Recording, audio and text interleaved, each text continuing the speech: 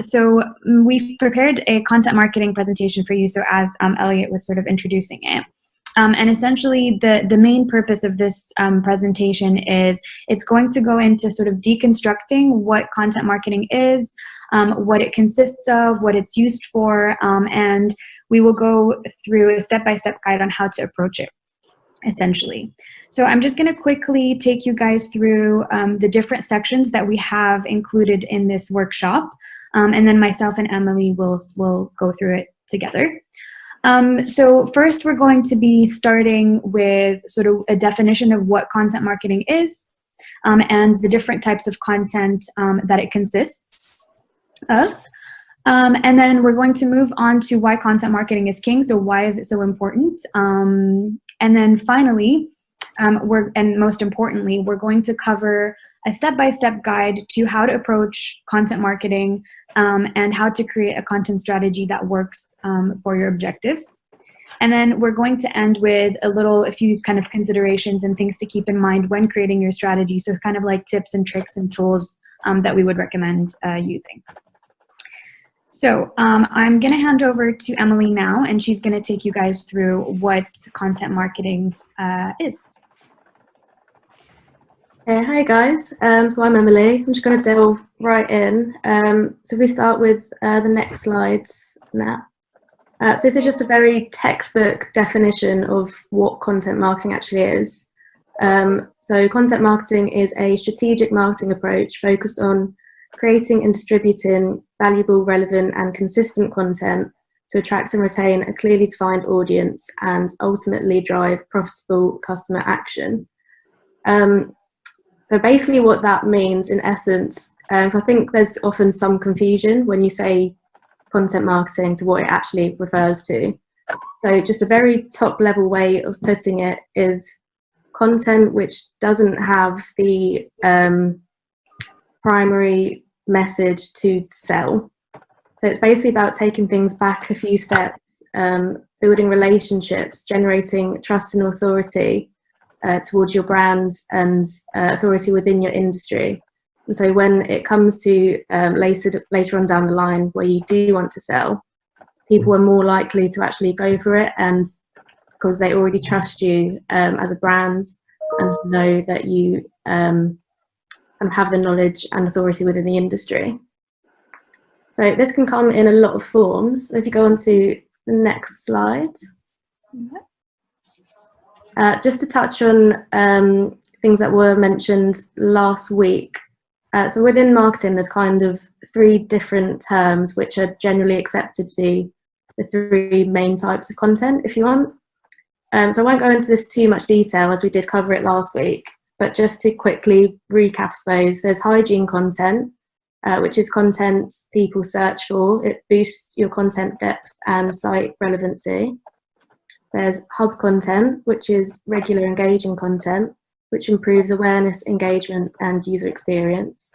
And then there's also hero content, which is your go big content campaigns, which delivers authority, awareness, and engagement. So it's good to kind of get a balance between these. Saying that there's not like a definitive good split between them that you should have. It's kind of varies between everyone, but you should try to get something at least in each category here. So these can be in all different formats, as you can see here. A lot of them can be overlooked sometimes, or people don't really know that it falls under content marketing. By no means you should, be using all of these all the time, but you should at least be aware that they're there for you to use and maybe in the back of your mind to use. So obviously I won't go into detail of each one of these today, as that probably would take all day. But I'm just going to go on to a few in the next few slides. So the first one is blogs. Generally when we talk about content marketing, the kind of go-to thing people think of is blogging. That might be because it's been around probably the longest time and is still very, very heavily used. So we have just an example of the MintTwist blog on the left there. This actually does really well for us in terms of generating a lot of web traffic.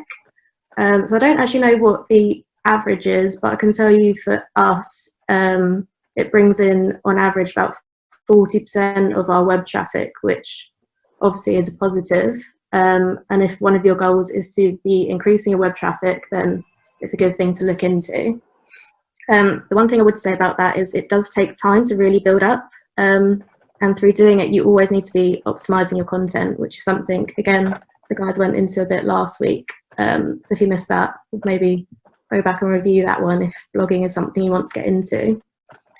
So it's good to share your knowledge and build trust, both in terms of potential clients and anyone you want to sell to, just to build a professional network and build authority. You can kind of consider it as a brand's online portfolio. So if you think of a brand as a person, this is them showing you what they know and what they can do in a way.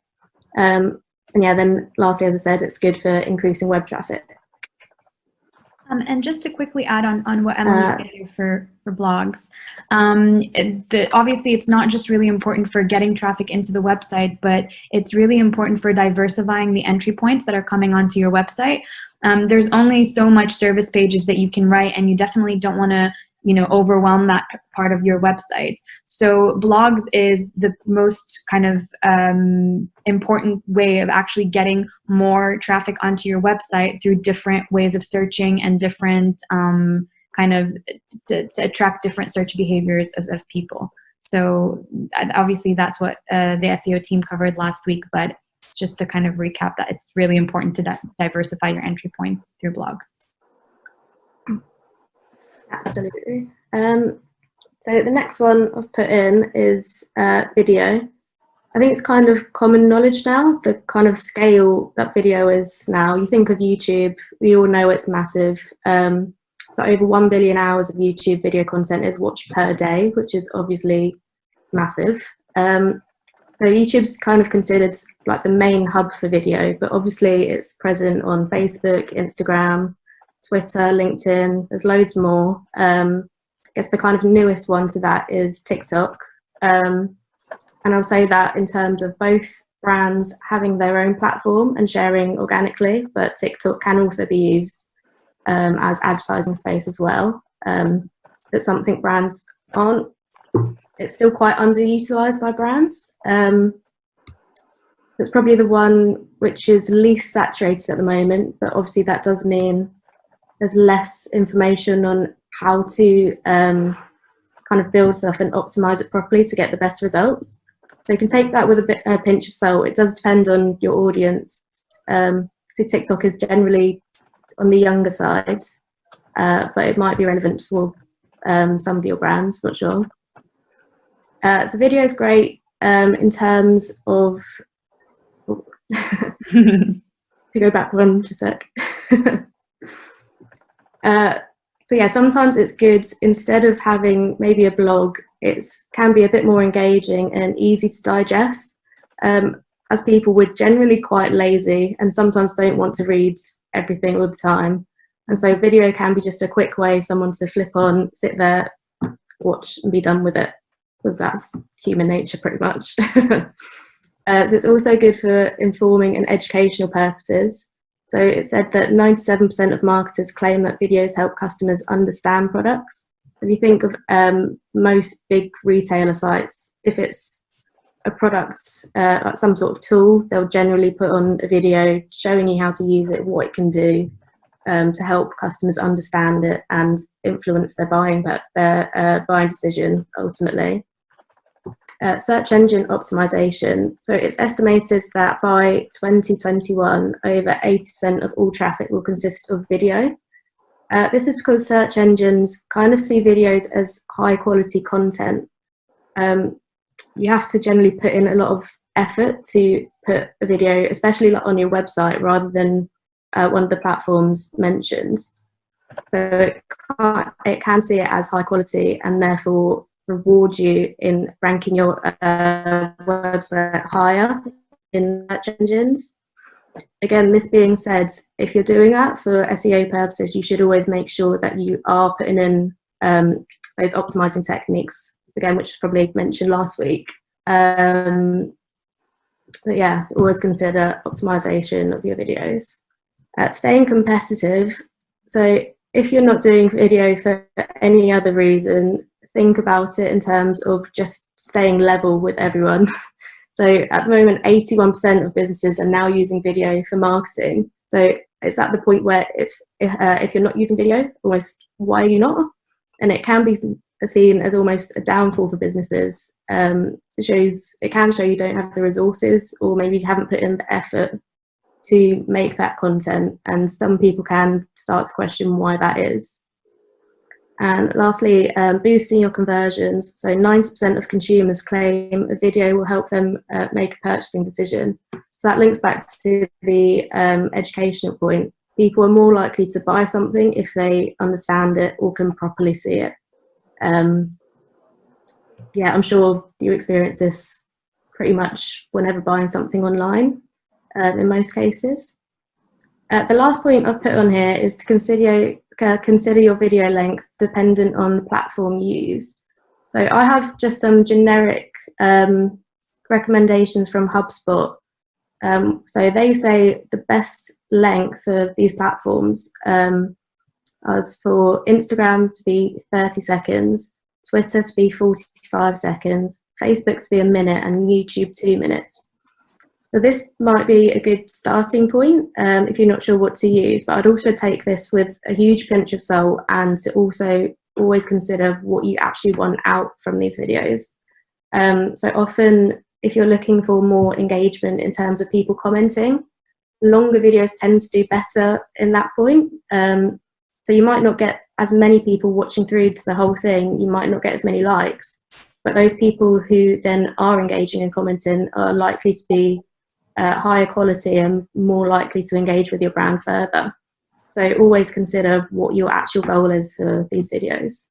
So if you go on to the next slide. Okay, so here's also just 2 examples of how we at MintTwist use video on our website. So both these videos are actually available on our YouTube channel. But for us personally, YouTube has never been kind of the core platform used. It's not one of the big targeted things we go for. But this is just ways to show how videos which are on YouTube can then be embedded on your website, which actually enhances the pages and helps them rank higher in search engines. So the one on the left is a service page for SEO. So that video is just a little talk through what SEO is and what we do with it. And then the one on the right is actually a blog page. So it's the importance of negative keywords. If you scroll down on that blog page, there's kind of a subtopic, which is how to add negative keywords to Google AdWords. And then that video actually shows a small demo going into Google AdWords and how to actually put those in. So it's enhance the content, show you something which might be difficult to write out in blog form. And so video was the best option for that. On to the next one. So live streaming is something which has been growing over the past few years, really, with it being introduced to social media platforms. So you can see at the top there, I've included all the same social media platforms. It is available on all of these. But one thing I would say is to always check the eligibility requirements. This varies from platform to platform, but some you need X amount of followers, some you need to be verified. So before incorporating this into your plan, just make sure you can actually do it. But live streaming is great as it gives people a real face-to-face interaction and builds brand trust. So sometimes it's nice to just feel a bit more real, take things down a peg. People like to see, a human face, be able to interact with them, to feel it makes it a bit more relatable as a brand, I guess.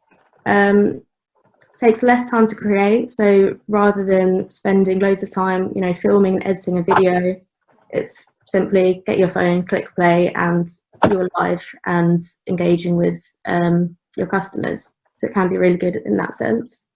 And then obviously direct real-time engagement. As I said, as you're filming, you'll get people commenting. and community building, even if you're not engaging with comments yourself, it happens quite frequently that your viewers will start commenting on each other's posts and having conversations between themselves. So it builds this kind of sense of community and builds relationships with, between people in it, as they're all kind of already invested in your business and therefore have an interest in the industry as a whole. Let's go on to the next one. It's podcasting. Podcasting has been around for many years, but I'd say over the last few years it's been growing significantly. One of the bigger reasons, I guess, is people commuting. So a lot of people now kind of listen to podcasts on their commute instead of listening to music. It's just them, making better use of their time. As of now, apparently there are 7.1 million people just in the UK who listen to at least one podcast a week. So that's 1 out of every 8 people, which is quite huge. And there's been a 24% increase over the past year alone. So on the left, you can see watch time, which is our kind of dip into podcasting. I think that only started this year, so it's new even for us. But yeah, with so many people listening, it's definitely something to be considered at least, as it's, again, a different way to connect with your potential customers. And again, it meets the need to be easily digestible. Say on your commute, you don't even need to sit there watching something. It's literally plug in your earphones and you're consuming this content. Okay, so the next one is control over content. I think this has been briefly touched on before. So there's owned, earned and paid content. So we're talking less about the paid one today, because that's generally more about your kind of messages to sell and promote your products, etc. But just take a quick look at them. So your own content is things like your website, your blog articles, your social media, so anything you publish and have complete control over. That's often good in the long run in building up, again, your online portfolio, something to people to come back to and see, and also in terms of your SEO on your website and for blog articles. The downfalls is it is time consuming to scale. So again, like I said, with the blogs and videos, really, it does take time to make good content and to really build that up. And there are never any solid guarantees with that. Earned content is things which are controlled by others and published by others. You can have some influence over this, which I'll cover a bit in the next slides. It's anything from being published in industry magazines, word of mouth, so that might be online testimonies or ratings, or mentions or shares, say, on social media. It's good because it's kind of the most trusted, as it's not coming directly from the brand itself. It's kind of someone else's opinion of you, so it's more trusted and transparent. But the downfalls are, obviously, you don't have as much control over it, so it can be negative, and you obviously can't control what people are saying about you. If you go on to the next one, there are some ways that you can kind of influence your earned content. So you can create unique and informative content, which basically encourages people to share it. So if you're always creating something which has been done 100 times over and you're just repeating the same, 4-step formula, people won't be inclined to share it because it's nothing new, it's nothing exciting. Write good metadata. So that's more for when stuff is shared, that it looks good. If you remember from last week, metadata is basically the little description which comes under your URL when sharing. So that's basically, it will look good when sharing, so then hopefully from that looking good, more people will share on from that. License your content. By that I mean For instance, if you made a big infographic, you might want to put on maybe your logo somewhere, just so if someone takes that image and shares it elsewhere without directly linking to you or your website, your logo will still be there, so you get some credit for it. Encourage social sharing. So you might want to host a competition or giveaway. I'm sure you've all seen them, especially on Instagram, these posts just saying, you know, make sure you're following our account, give this post a like, tag 3 of your friends and share this on your story. And that's encouraging social sharing, as it's making them share your image on their profile to their followers or friends, whatever. Participate in trade shows and online discussions. So this is a big one, just to get yourself in the eyes of like-minded people. So it might be other businesses, it might be customers, but that's something I'll touch on more probably next week in terms of engagement, because that's especially within maybe social listening and the social side. You want to be involved in these conversations so people start to associate you with them. And so when they come to, I don't know, maybe needing certain products or service, they already think of your brand because you've been involved in all these discussions with them.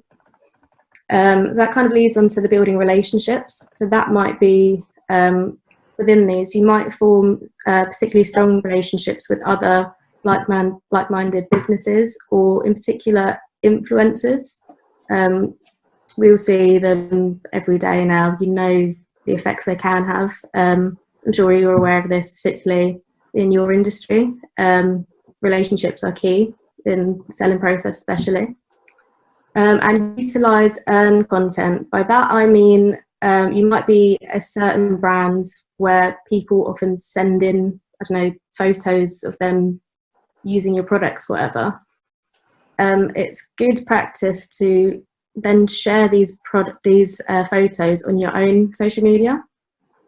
I say that because it then kind of encourages more to come in and keep on sending photos. So you get more engagement with your brand. So people, I don't know, let's say it's a kids clothing brand, people like to show off their kids. So they'll start sending in these pictures in hope that your brand will share them, so they, you know, get the proud mum feel, whatever, of seeing their kids being shared to everyone. I think that's the end of that section. So I'll pass on to Nat for, again, why content is king.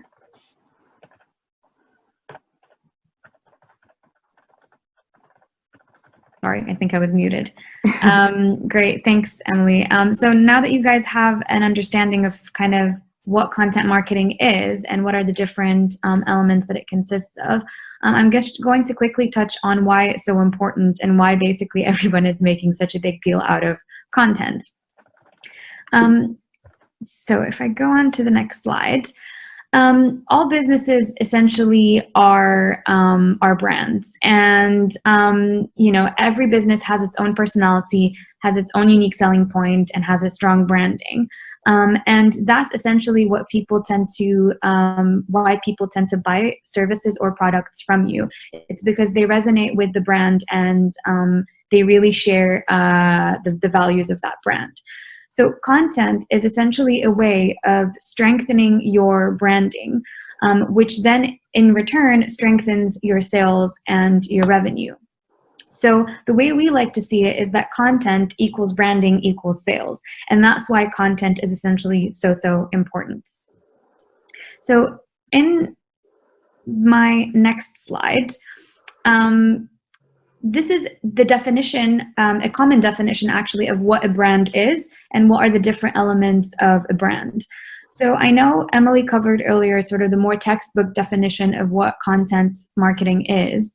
I like to see it more as what a brand is. So the elements of a different brand are essentially design and image. So a brand has to have a very strong look basically to it, and a look that basically very strongly correlates this image with that specific brand. The brand needs to have really clear value that is being offered to a customer. A brand needs to be very consistent. It needs to be authentic. It needs to have a strong personality. And essentially, it also needs to be trustworthy and credible. And when you have all of those elements that are working together, that's when you have a really, really strong brand. So the way we like to see it is that we replaced brand with content, and all of this is true, essentially. All of these elements that are normally associated with a brand can very strongly be associated with content in general, and also every single piece of content. So every single piece of content that we generate, we need to make sure that it ticks all of those boxes. That from a design and image point of view, it is in line with our branding, and it's visually very strong. We need to make sure that it is providing our consumer with a strong value. What is the consumer getting out of this piece of content? It needs to be consistent, and it needs to be consistent in terms of like tone of voice, in terms of how it looks like, and also in terms of the frequency of which we share it. It needs to be authentic, so it really needs to use your own voice, and it really needs to highlight your personality, which brings me on to the next point. It needs to have a very strong personality, and essentially it needs to be trustworthy and credible as a content piece. So every single piece of content that you approach, you need to make sure that it ticks all of those boxes, and that's why it's so important as well, because it helps strengthen your brand in that way. So this is also the very traditional marketing funnel, which I'm sure you've seen many, many times before. And essentially it consists of awareness at the very top of the funnel, then consideration, and then conversion. So I know you're already aware of what these mean, but I'm just going to quickly go through them again. So awareness, at the awareness stage, this is when your audience is most passive. So your audience may not necessarily know your brand. It may have never heard of your brand before. Consideration is when your audience is basically in market. They are actively searching for your type of product or service, and they may have already started to sort of familiarize themselves with your brand. And then at the conversion stage, that's when your audience is the most engaged. They've been to your website before, they've seen your brand before, and they're really at that point where they're ready to make the purchase. So closing the conversion.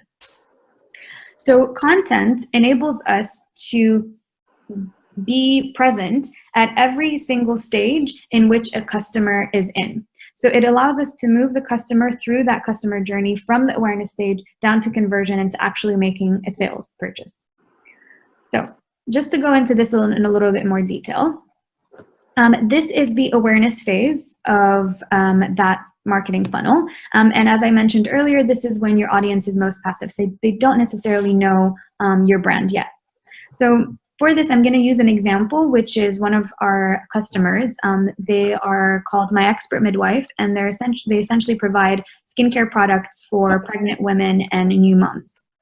So for that specific client, their audience is probably, they're new mummies, they're pregnant, they're doing a bunch of research online. So they're all on those search engines sort of looking up like, what's the best skincare for non-toxic skincare for a new mom or a pregnant mom? What should I be putting in my hospital bag? Researching topics like that are related to the stage that they're in their life. They're also very engaged on social media. They're following a bunch of different accounts. They're, following new mommy bloggers on Instagram, on Twitter, on Facebook. They're watching a lot of YouTube videos, for example, like breastfeeding tips on YouTube. And then on Pinterest, they could be there looking up, decorating ideas for the nursery. And obviously, they're going to be very, very present on third-party websites like blogs and forums and reading up a lot about a lot of information. So because we know that this is the type of content that our target audience engages with when they're at the awareness phase, we want to make sure that we write content to cater for that and to be visible in the social platforms that they use and any platform that they use at that awareness phase. When they become at the consideration phase, this is when they're actively in market, they are actively looking for a product. So if I take the example of the stretch mark cream, then they're actively looking for best stretch mark cream for pregnant women.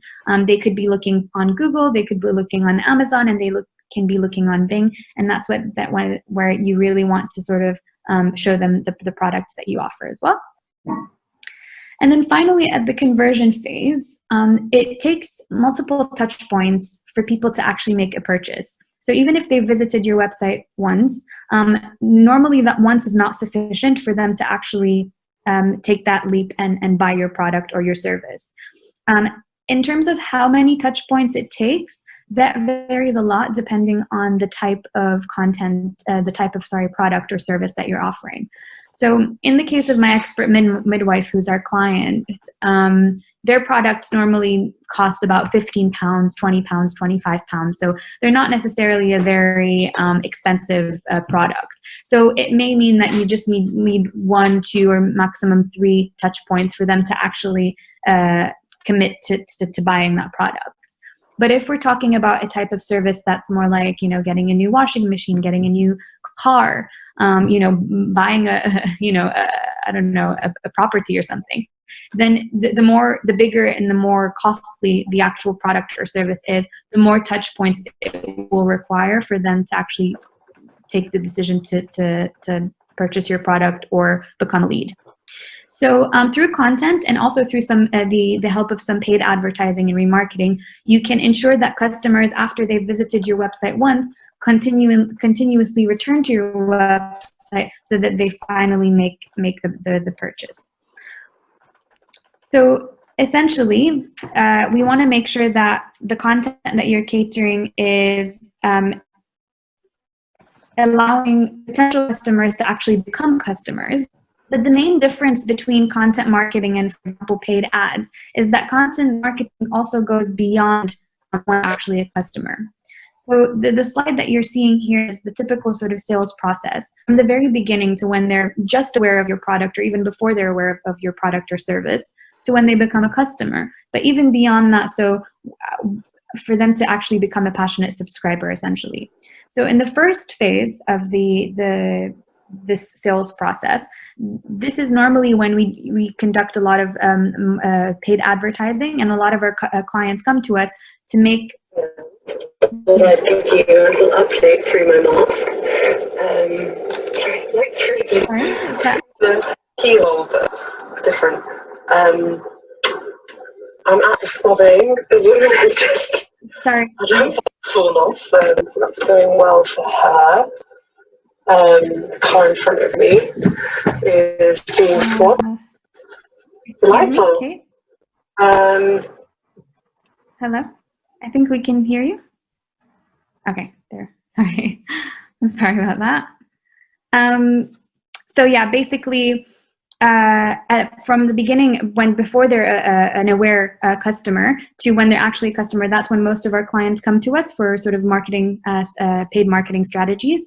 But with content, you can take it further. You want to make sure that after they've become a client or a customer, that they see the value in your product, they're satisfied, so creating satisfaction, creating retention, and creating upselling so that they actually become a passionate subscriber.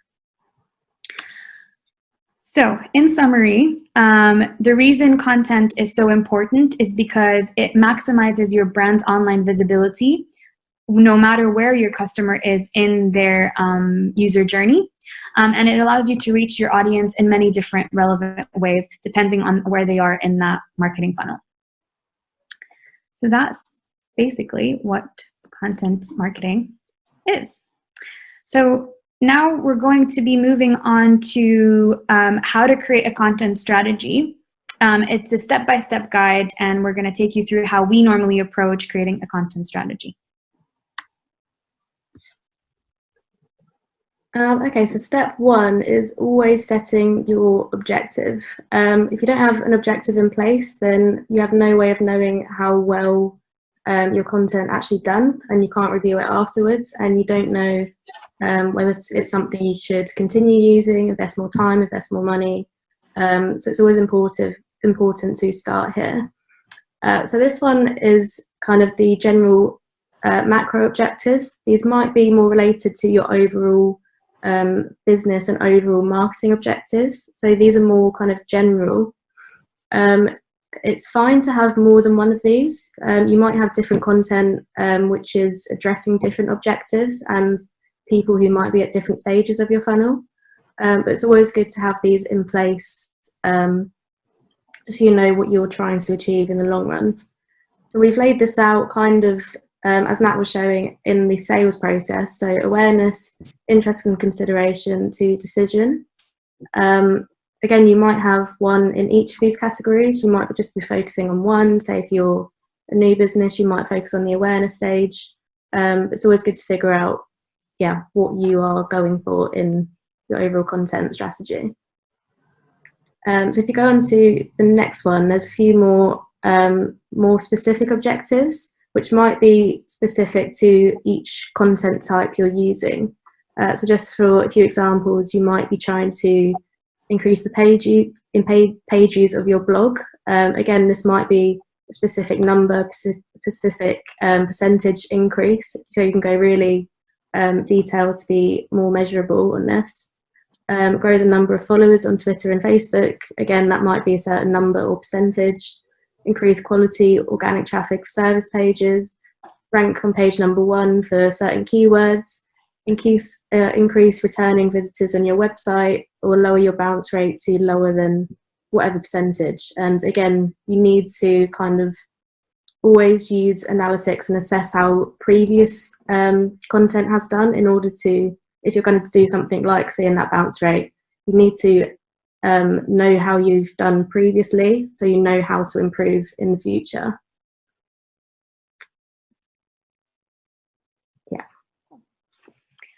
So once you have an idea of what your objective is, what you want to achieve from this content marketing strategy, it's really important to then define your audience and to really understand who your audience is and what they want to see and what they're going to be engaging with. So there's sort of 6 steps that you can follow in order to better define your audience. So I'm going to quickly touch on each one of these points. So the first step is definitely starting with what you have and analyzing your current customer database. So that means going in and kind of reviewing who your customers are, what their criteria is, and then identifying if there's any patterns there. So some of the things that you could be looking at is like the age, the location, the gender, the language, their spending power and their spending patterns, if you know that, any of their interests, and specific life milestones that they may be coming for you. So for example, with my expert midwife, which was one of our customers, as I gave an example earlier, their life milestone for all of their customers is essentially having a baby and being pregnant. So it depends what your offering is, but these are some of the things that you would want to consider. And it's also beyond going to sort of looking at your database, also what you tend to know about your customer in general. Also start gathering that sort of information. So once you've covered your current customer database, it's then useful to start using some analytics tools. So normally we use our website analytics, which is Google Analytics, and any social media analytics tools as well. So Google Analytics, you can go in and export information about your audience by looking at the demographic information like age, location. You can even find out sort of what device they're using on Google Analytics, and that can help you cater your content for that device. So for example, podcasts, if your audience tends to be very much active on mobile, then podcasts is a great way to target that audience. And with, for example, more B2B types of companies, their device usage is very heavily more kind of tilted towards desktop views. Whereas if you're more of a B2C type of company, then it's probably you're getting a lot more mobile visits to your website. And then using the social media audience insight tool. So almost all of the social media channels have their own analytics tools, which allows you to sort of pull information about the people that follow you, who they are, where they're from, what they engage with, what their interests are, and all of that stuff. So we definitely suggest looking at the social media audience analysis tools and analytics tools in general for those platforms. Number 3 is looking at your competitors. That's really important because evaluating what type of content your competitors are writing and what kind of engagement they're seeing really allows you to better understand your own audience in a way, because if your audience is still in the research phase and they're looking up different products or services, they're likely to have come across your competitors' sort of content as well. So you definitely want to see how your content compares to that, and also how the audience is engaging with your competitors' content. Many times we've had clients come to us and they say, you know, our company is way too niche, our product is too niche, we're just never going to get the engagement, we're not going to get engagement. But when you analyze their competitors, you actually find that even though it's the same industry and it's the same niche, they are getting a lot of engagement. So there is the possibility there. So that's why it's really important to see what your competitors are doing too. Then number four is really understanding your audience's pain points. You know, ultimately, everybody has a problem they want to solve. And it's really important to understand what that problem is and what are their frustrations. And that allows you to sort of cater the content for that. So we've put a few examples here, and these are some of our own, like the MintTwist and our own experience, some of the pain points that our clients tend to have. So the most obvious one is obviously like, we're struggling with online sales. We want to grow our business online. Can you help us? But sometimes they're a lot more specific. So some clients come to us and the reason they come to us is because they're really tired of being overcharged. They're tired of, you know, hidden costs. Other agencies have hidden costs, and this really, really frustrates them. They don't necessarily feel supported by their current agency, and they don't feel like they're being communicated with enough. They're having a lot of issues and bugs with their website, and they're not getting a lot of response from their current agency. So these are all frustrations that we've really witnessed with our clients that have come to us from other agencies. And this allows us to really sort of mitigate that when we're pitching for new business.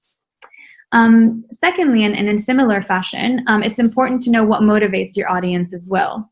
So again, with MintTwist, we found that some people are motivated by just business growth and positive ROI and increased sales.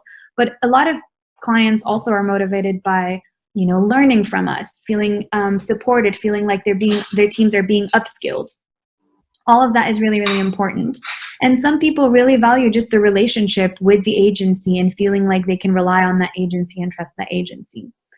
So by combining your audience's pain points and what motivates your audience, this is how you sort of create your USPs, and you can definitely cater that and put that messaging at the forefront of every single piece of content that you share. And then finally, number 6 is, where do they get their information from? So we kind of did this exercise earlier when I was showing you the example of My Expert Midwife in terms of where their audience tends to be looking for information. So that exercise definitely needs to be redone when you're trying to understand your own audience. So where do they get their information from? Where are they hanging out online?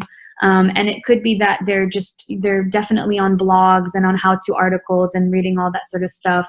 They could be highly engaged on LinkedIn if you're more like a B2B type of business. They could be more on Twitter. So where do they generally get their information from? So those are the 6 steps of identifying and defining your audience.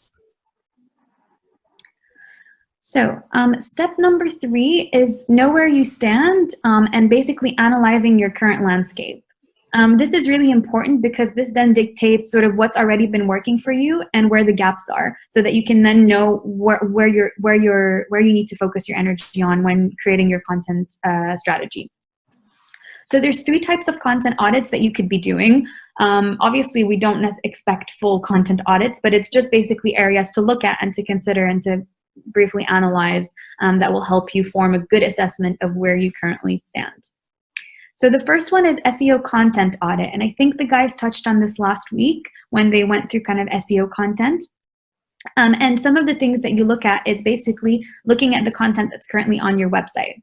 And that's, you know, and how it's performing. So looking at the organic traffic that you're receiving, the landing pages, how much time people are spending on the website, what's the bounce rate, are people coming and leaving immediately, or are they spending more time?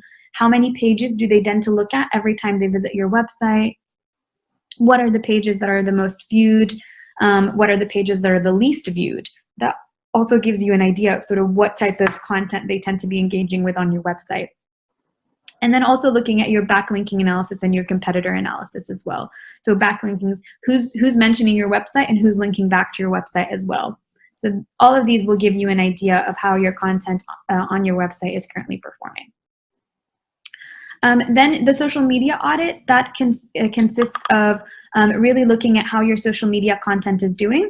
So having a look at how your social media channels are set up. Are they ready to sort of being shared, more content to be shared on them? How frequently are you currently sharing? What's the type of engagement that you're currently seeing? So how many likes are you seeing? How many comments are you seeing? And on what type of content are people normally engaging with? What time of the day are you posting? How has that worked out for you? So really looking at all of those elements as well from a social media point of view, and also looking at your competitors on a social media point of view as well. And then finally, audit of your earned media. This is a little bit obviously more difficult to do because you don't have access to sort of your analytics tools and your own data in that way. But there are tools that do help with understanding and analyzing your earned media. I know you guys use your own social listening tool, and that, you know, I'm sure that works really well. So any really social listening tool can really help you determine who's mentioning you, what they're saying about you, all of that stuff. You can also be a little bit more manual by looking up your own company and looking up certain terms. If you have a hashtag, things like that, just do your own research and see what comes up. Track your hashtag if you have one. And also backlink analysis, which is what we covered in SEO content audit. But that also enables you to determine who's linking back to your website. And that means people are talking about you and are referencing you. So that will help you to identify those people as well. Cool. Okay, so step 4 is choosing your content. We've split this up into selecting your topics and selecting your formats. So if we start with the topic selection. Yeah. So by this stage, you kind of have an idea of what it is you want to achieve as a business through your content. And so this is when you really want to start thinking about what it is your audience want to see and what value you're going to add to them.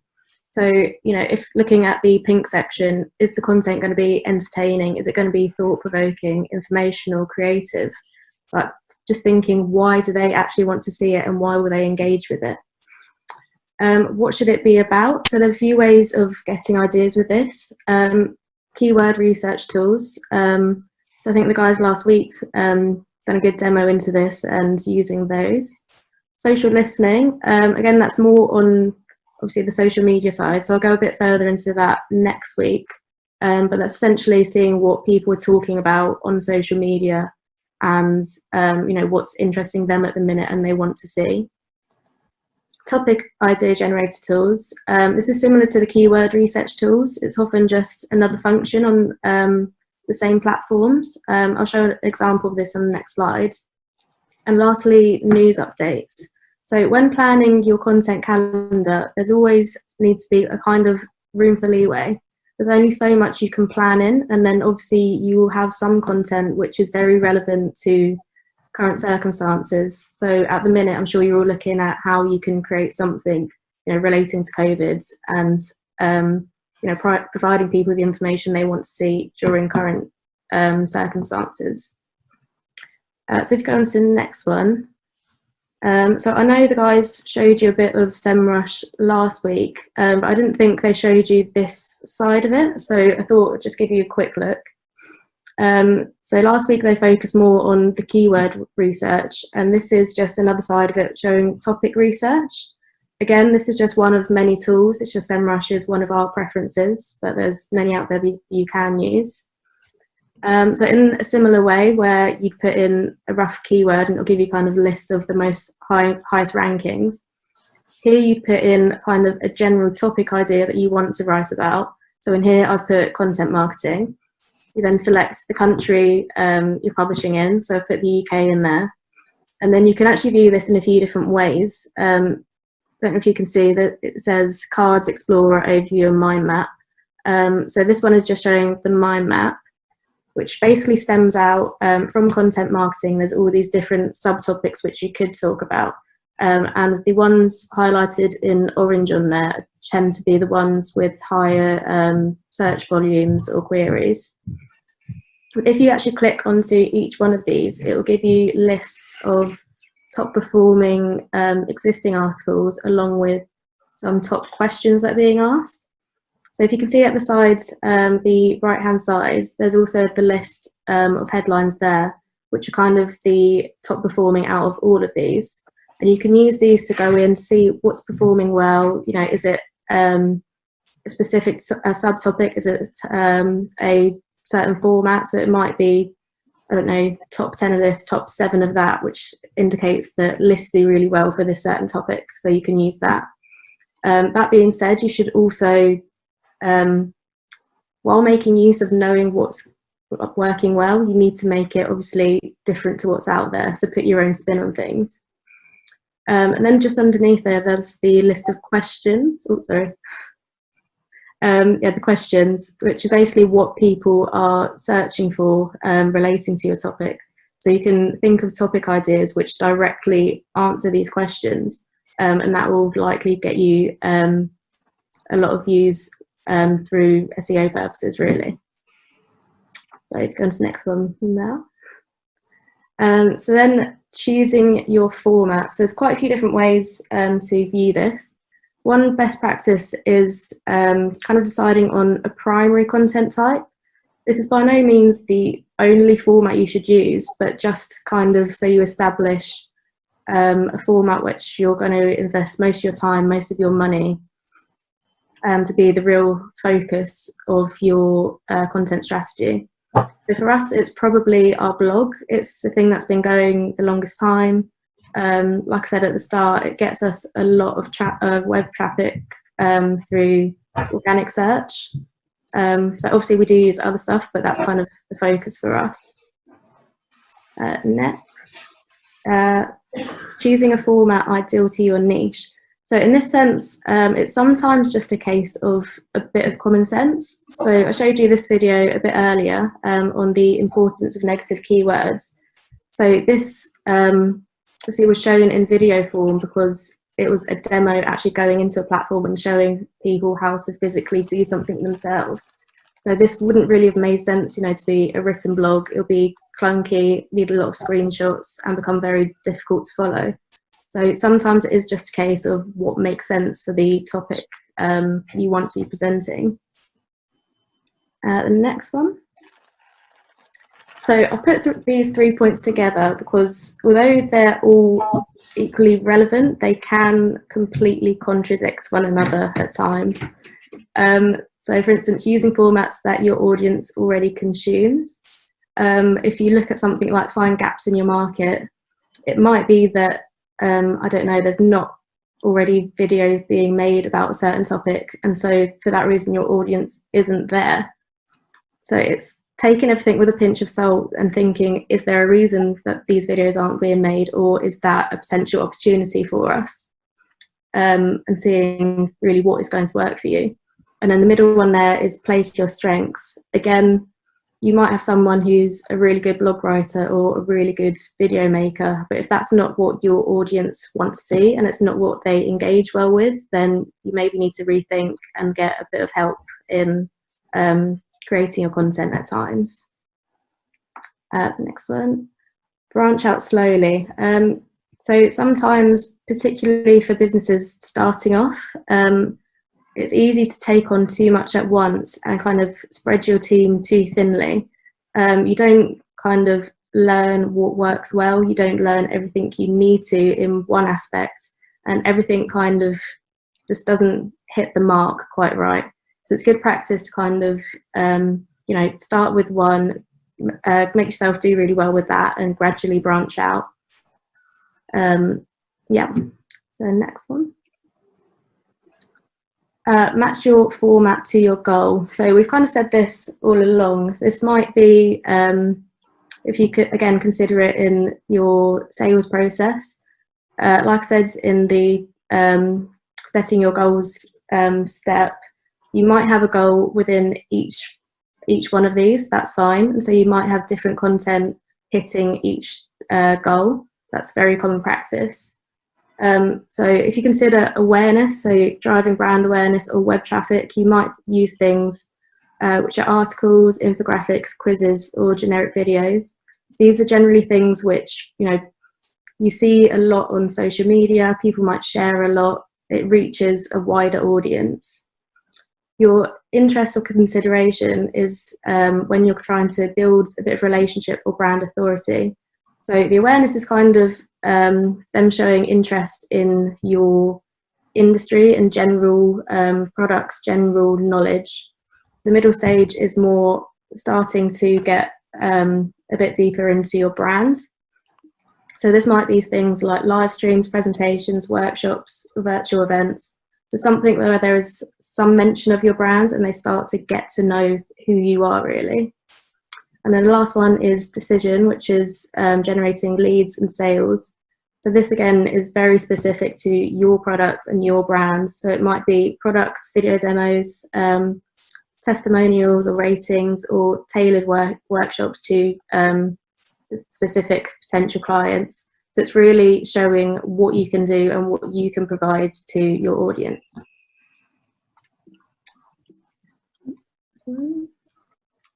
So step 5 is when you'd actually create and optimize your content. This step was kind of covered last week, so we won't go into it too much detail. But just to point out, this is where your keyword research take place, your metadata optimization would kind of take place during this step. So then basically once you know what your objectives are, who your audience is, you've done all the analysis that you should have done, and you've just selected on the types of content that you want to create. At this stage, it's time to sort of put it together in a plan and in a schedule. We like to have like an overarching plan for like maybe 6 months. And then obviously you need to allow some time and some space for last minute additions, revisions, and stuff like that, because, you know, times are changing. This is an example of how we have organized our content plan and or how we currently organize it. And it works really, really well for us. So we definitely recommend doing it in a way that works for you. So essentially, with the way we do it is we have on the left, you have each month, and then within each month we put a specific week underneath it. And then we decide on the topics that we want to be promoting, and then the content type, so the formats and the type of the topic and the format. So in terms of the topic, we've chosen 4 categories of topics. We have the topical stuff that's going on, so like New Year's, Valentine's Day, Christmas, things like that are going on, events, things like that, Fashion Week. Every month we like to choose a specific service that we want to promote, subtly promote. Then we do a monthly workshop, so every single month we run a free workshop. And then there's other topics that we probably want to be writing about that are coming up. So in the month of January, for example, there was New Year and Chinese New Year.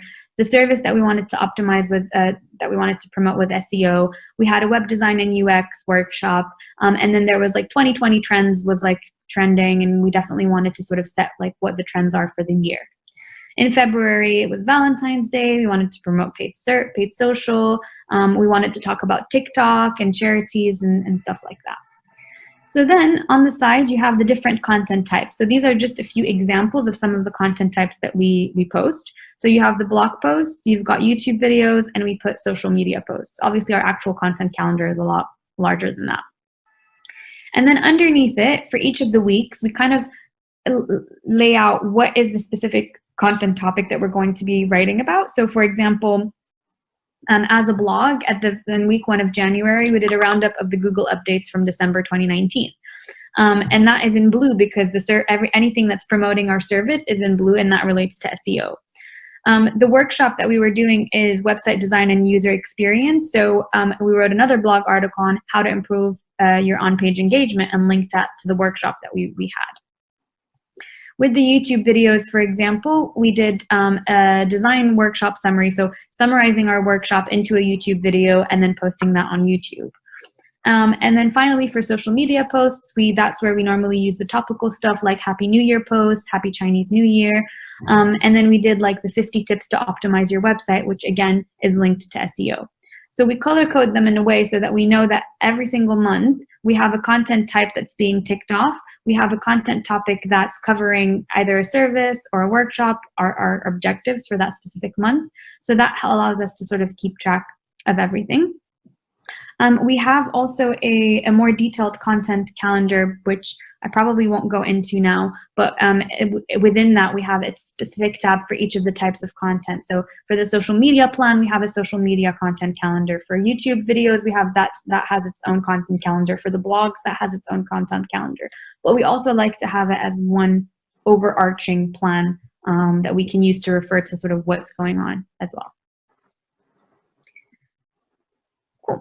So once you have your plan and that's ready, it's really important to create a report before you get started, because it allows you to select which KPIs you want to be reporting on, and it allows you to sort of make sure that you have all the relevant tracking in place before you actually start doing all the efforts and then you don't know how to measure it. So your KPIs, there's a lot of KPIs that you can choose from. They really depend on your objective and what you're trying to achieve from each piece of content that you share out. So we've put a few examples of metrics and KPIs that we tend to look at depending on what the objective is. But again, these may vary quite a bit. So for example, for building awareness, it's really good to look at the number of impressions that it's had, the reach, the number of video watches or video views, the earned media mentions that you're getting, any traffic that you're getting, and stuff like that. When it comes to building relationships, we're really focusing more on engagement here. So we're looking at the likes, the shares, the comments that you're getting, the social media followers that you're getting, the people who are commenting on your blog, you know, any website engagement, so people who are downloading content from your website and things like that. And then you can go through each of these to get ideas of what your KPIs could be, you know, with bringing in traffic as well, like looking at the sessions, at the bounce rate, the average time that's being spent on the website, all of that stuff. So once you've decided what your KPIs are and what you want to be reporting on, it's then important to then choose the reporting type and create the actual shell of the report again before you get started with actually implementing your plan. We recommend having the report on a monthly basis. You can do it more frequently, but to be honest, it probably is too much to maintain. Once a month is good enough. You can go back and look back at all of the metrics, and then month on month you start comparing and seeing how that's evolving. So there's two types of reports that you can put together. It could be just as simple as an Excel spreadsheet with a list of your KPIs, the data. You can have a column for each month, update it, have a little bit of comments, and that's it. Or if you want to take it a step further, you can create a Google Data Studio. The Data Studio dashboards, it's a Google tool essentially, and it allows you to integrate it with a lot of different platforms. You need to add these like paid for add-ons to be able to do that, but it really helps if you do, and then you can almost automatically generate that report. And it can be real time. So you can go in at any point and check in on how your posts are doing, or how much traffic you're getting, what's the bounce rate, all of that stuff. And it's slightly more visual as well.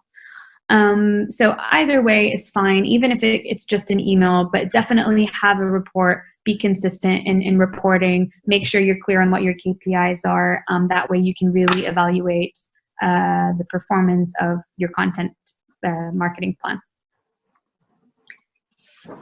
So just to quickly recap, 7 clear steps. Setting your objective is number 1. Defining who your audience is number 2. Assess where you currently stand and how you're currently doing. Choose the content that's the most relevant to you. Make sure that the content is optimized. Create a clear plan for the next few months. Create a report, choose your KPIs, and get going. Cool. So we've covered kind of the step-by-step process that we tend to follow and our approach to kind of creating a content marketing strategy. There are a few things to consider here that can help when it comes to creating a content marketing strategy. So firstly, there's the tools that you can use. Some of these you've already seen before and we've already touched on in previous presentations, like SEMrush, Ahrefs, Answer the Public. These are all kind of topic idea generators and keyword research generators, which give you an idea of like how much search volume each content type or long keyword gets. That way you can make sure that you're catering content to specific search queries that people are doing. Answer the Public is great. You can just type in like anything really, and it just gives you ideas on questions and hows and whys and etc. So that can help you get ideas as well. 50 Media and Feedly are more like trends and audience listening and audience type of analysis type of tools. So 50 Media actually allows you to analyze your audience, and analyze kind of what they tend to engage with and what type of content they tend to share as well and read.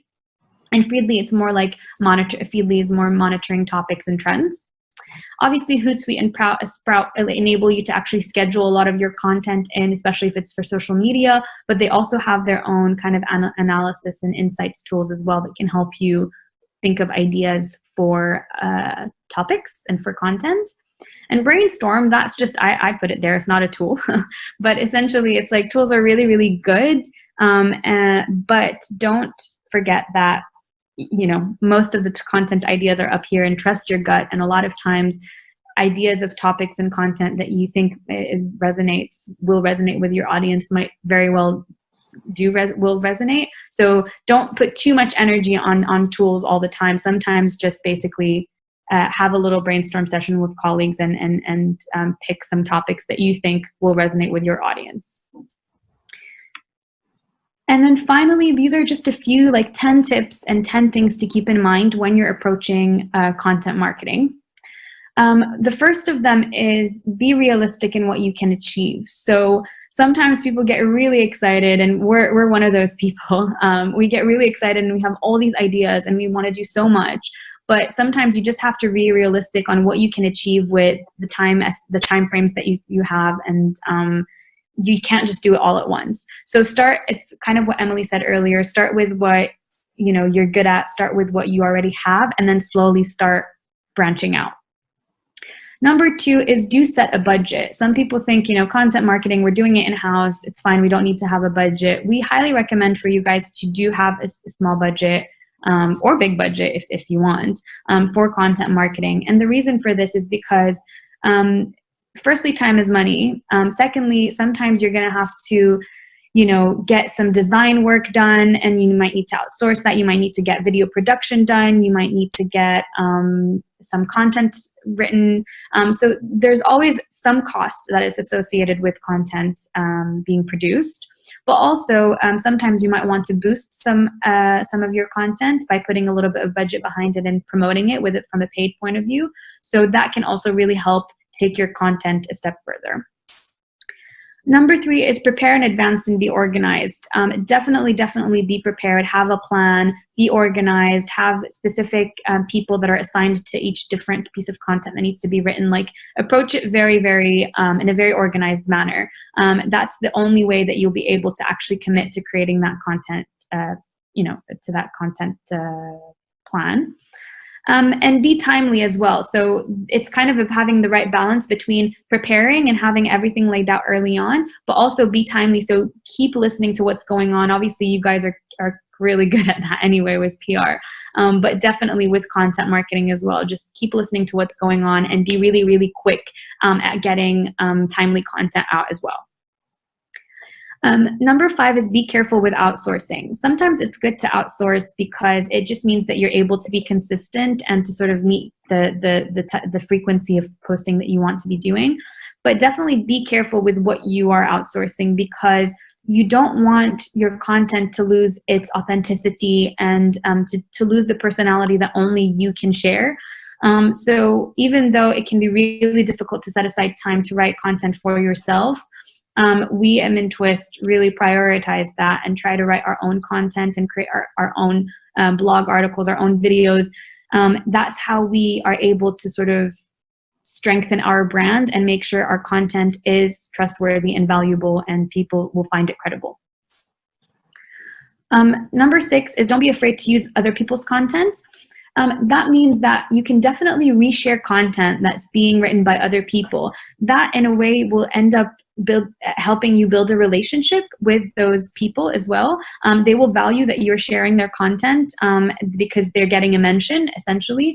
And it just means that you're able to sort of keep that consistency going with sharing content that you think is going to be useful for your audience. So although it may not necessarily directly link to a service of yours, or might not be directly linked to your own brand, it does also help, put your audience at the forefront, and, you think this piece of content is going to be valuable for our audience, so I'm just gonna share it.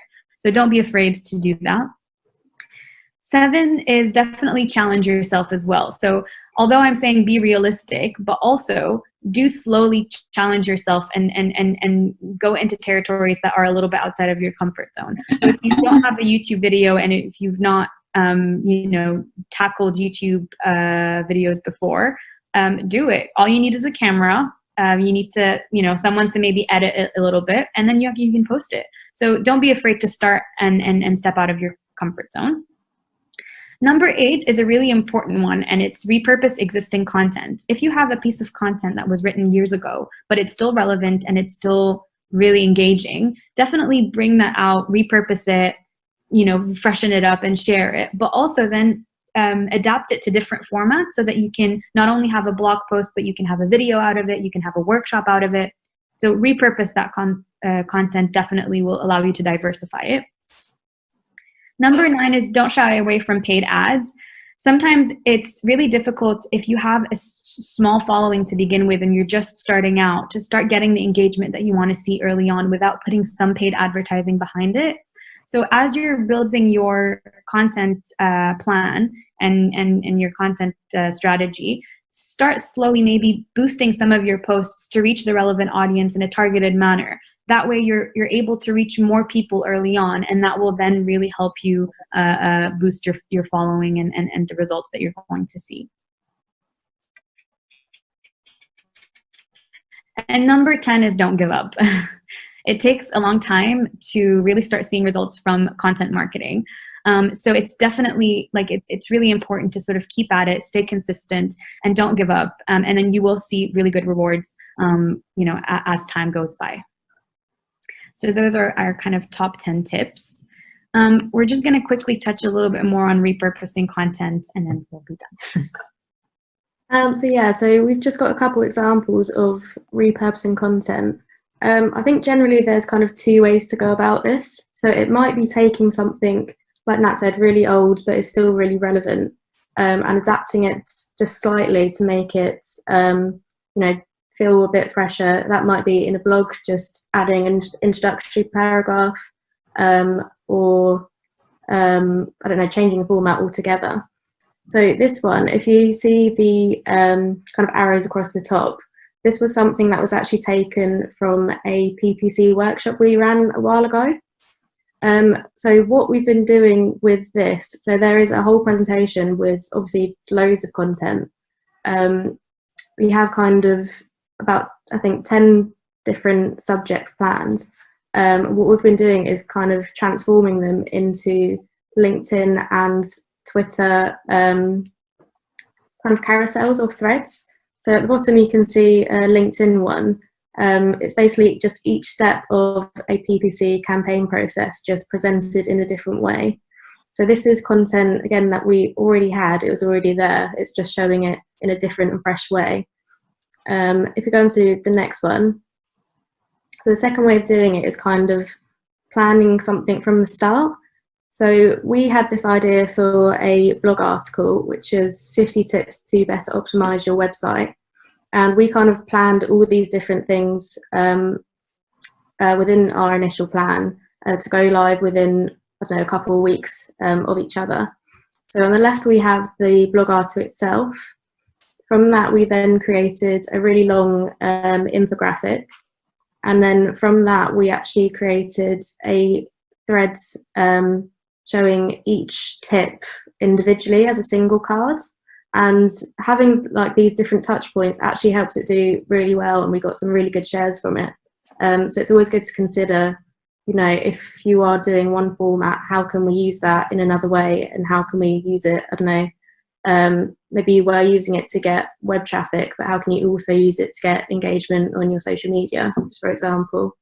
So yeah, these are kind of tailored around social media, but I think, as Elliot kind of mentioned at the start, there's a lot of ways to go around this.